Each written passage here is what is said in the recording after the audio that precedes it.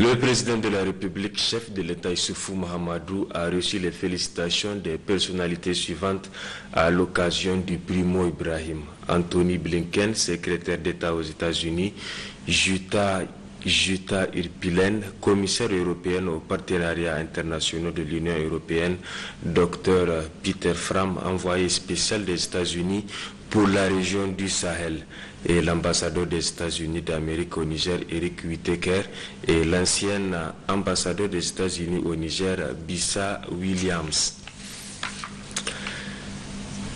Autre aspect de cette édition, le président par intérim du Conseil économique, social et culturel CESOC, Soumela Bagna, a reçu cet après-midi en audience l'ambassadrice d'Espagne au Niger. La prise de contact et les bases d'une collaboration entre les deux institutions étaient au centre de leur entretien.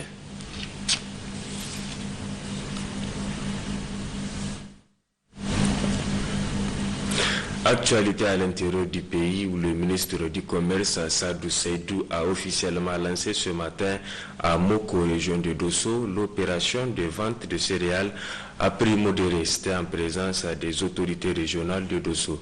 Le compte rendu avec Manu Alajissido et Haris Garba. Officiel du lancement national de l'opération vente de céréales à prix modéré qui a eu lieu à Moko dans le département de Dosso, après le mot de bienvenue du maire de la dite commune, le secrétaire général de la région de Dosso est revenu sur l'importance que les autorités de la 7e République accordent au bien-être des populations. Le lancement officiel de la campagne de vente de céréales à prix modéré me donne l'occasion de réaffirmer l'importance et le soutien que le président de la République, son Excellence El Hadj Issou Mahamadou, chef de l'État et son gouvernement accordent au bien-être de la population nigérienne en général et celle de la région de Dosso en particulier.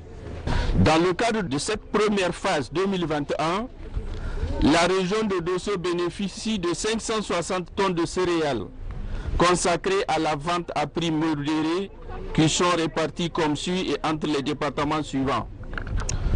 Dosso, 160 tonnes pour les communes de Moko, Garankede, Tomboukware 1 et Sakadamna. Loga, 140 tonnes pour les communes de Sokorbe et Falwel. Douti, 160 tonnes pour les communes de Soukoutan, Dogonkiria et Dankasadi. Falmay, 100 tonnes pour les communes de Falmay et Gilaye. Procédant au lancement officiel, le ministre du Commerce a d'abord souligné l'objectif de cette opération avant de revenir sur les procédures. L'objectif de ces ventes, hautement apprécié par les populations, est de rendre les céréales accessibles aux populations démunies à un prix abordable. Pour l'édition 2021, le gouvernement a pris la décision de mettre en vente 76 262 tonnes de céréales réparties entre 6 phases allant de février à juillet 2021, soit environ 154 000 ménages bénéficiaires qui font plus d'1 million d'habitants. Comme par le passé, les céréales seront placées dans les chefs-lieux des communes ciblées. Les stocks seront acheminés par la suite au niveau des centres secondaires de vente sous la responsabilité des comités de gestion et des préfets. Les ventes seront à l'unité de mesure locale et s'étaleront dans le temps ainsi répartis afin de favoriser une régulation des prix sur le marché et de permettre aux populations ciblées d'y accéder. Le prix de vente est fixé à 13 000 francs le sac de 5 kg, soit un prix au kilogramme de 135 francs, toutes céréales confondues. Notons aussi qu'au cours de leurs interventions, le ministre du Commerce, M. Sadou Seydou, tout comme le secrétaire général de la région de Dosso, M. Assoumana Amadou, ils ont tous exhorté l'ensemble des parties prenantes, responsables administratifs et coutumiers, comités de gestion, à s'activer et à faire preuve de bonne gestion pour que cette édition de 2021 soit bénéfique aux populations et que les versements des recettes dans les comptes de l'OPVL soient effectifs dans les délais. Hier matin, la localité de Tigivit, région d'Agadez, a servi de cadre à la cérémonie officielle de transfert de périmètre irrigué de Tigivit 2. Ce processus a été conduit par le projet Iraser sous la présidence du gouverneur de la région. Le compte rendu avec Mahamadou Adamou et Assadek Al-Gabit.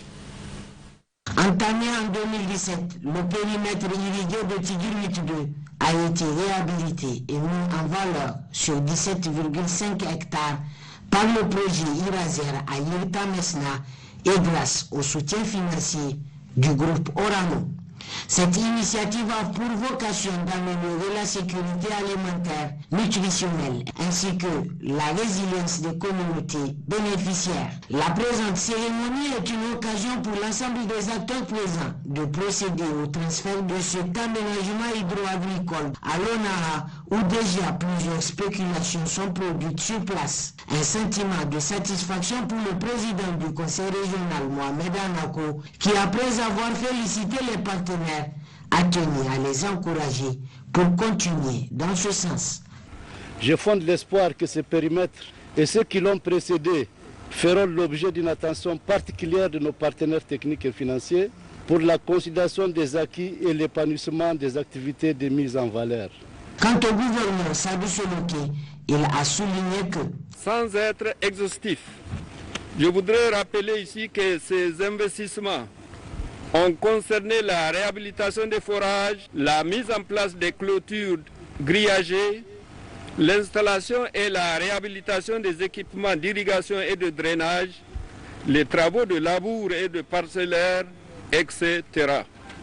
Ces investissements s'inscrivent parfaitement dans la stratégie « Les Nigériens nourrissent les Nigériens » et participent activement à l'objectif fin zéro d'ici 2035. Je demande à l'ensemble des exploitants et à leur organisation à s'investir pleinement dans l'appropriation et l'exploitation judicieuse de ces périmètres, le respect des textes régissant le fonctionnement des aménagements et aussi et surtout le paiement des redevances. À l'ONAHA, d'intensifier l'encadrement technique et le suivi de la mise en valeur de ces trois aménagements. Aux autorités communales et coutumières d'accompagner l'ONAHA à travers surtout la sensibilisation des populations. Dorénavant, c'est donc l'ONAHA qui assurera la gestion du périmètre irrigué de Tigir 2. Le gouverneur de la région de Niamey a rencontré ce matin les leaders d'opinion et les partenaires de son entité administrative. Cette rencontre revêt un double objectif. D'une part, une prise de contact depuis sa nomination à la tête de ce gouvernorat et d'autre part, évoquer la situation politique et socio-économique de la région. C'était en présence du président de la délégation spéciale de la ville de Niamey, les leaders religieux et coutumiers, les représentants de la société civile, les structures féminines et celle de la jeunesse. Le compte rendu avec Kadidatou Hassan et Tijani Ibrahim. Le gouverneur de la région de Niamey, Oudambouka, était en face des leaders d'opinion et les représentants des couches socio-professionnelles pour une prise de contact d'abord, mais aussi échanger sur la situation politique et socio-économique de notre pays.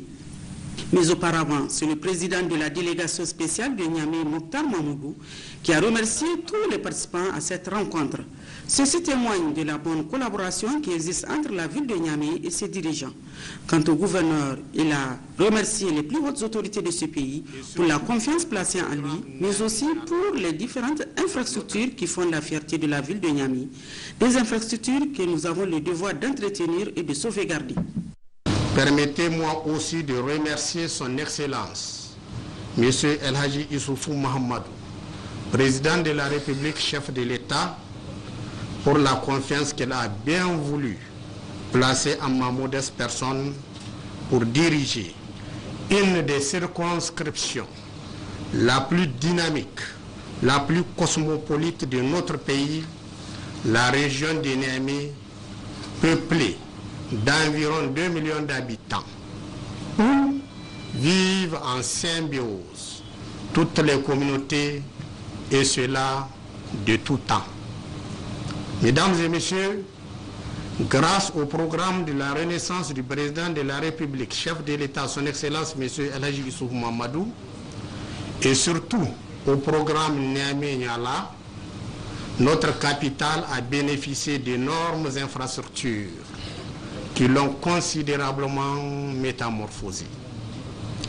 C'est aussi l'occasion pour moi, en votre nom à tous et en mon nom personnel, de rendre un vibrant hommage et appui à son Excellence M. El Hadji Issoufou Mahamadou, président de la République, chef de l'État, pour cette transformation positive de notre capitale.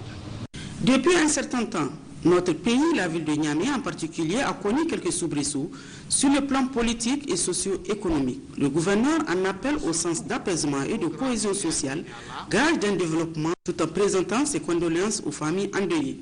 C'est l'occasion pour moi de présenter mes sincères condoléances aux familles endeuillées et prier pour une reconstruction rapide des édifices et centres commerciaux détruits.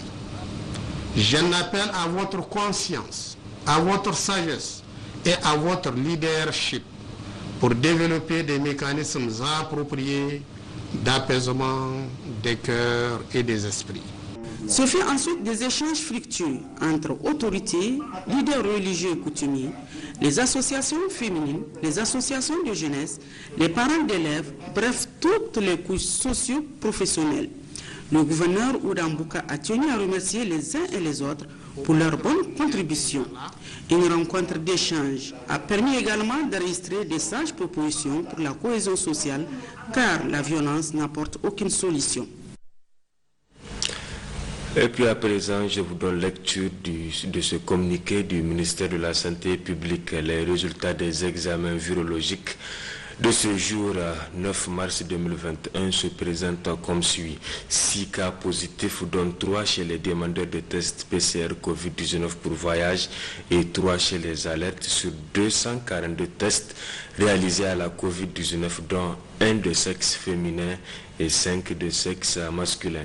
Ces cas positifs se répartissent comme suit. 1 au niveau de la région de Tawa, 1 au niveau de la région de Niamey, 4 au niveau de la région d'Agadez. Aucun décès enregistré ce jour. À ce jour, sur 82 995 personnes testées, 4 835 sont déclarées positives à la Covid-19, parmi lesquels 4 415 guéris, 177 décès, 243 actifs, 18 en hospitalisation, dont aucun en réanimation. Le gouvernement attire l'attention des populations sur le fait que le virus circule fortement au niveau communautaire avec de plus en plus de cas présentant des signes souvent graves. Aussi, le gouvernement invite la population au respect strict de toutes les mesures prises. Le port de masque, le lavage des mains à l'eau et au savon et l'utilisation du gel hydroalcoolique doivent être strictement respectés en toutes circonstances. Pour toute information, appelez le 15 ou le 93 59 18 02. Et c'est ici que s'achève cette édition. Merci à vous de l'avoir suivi. Excellente soirée et au revoir.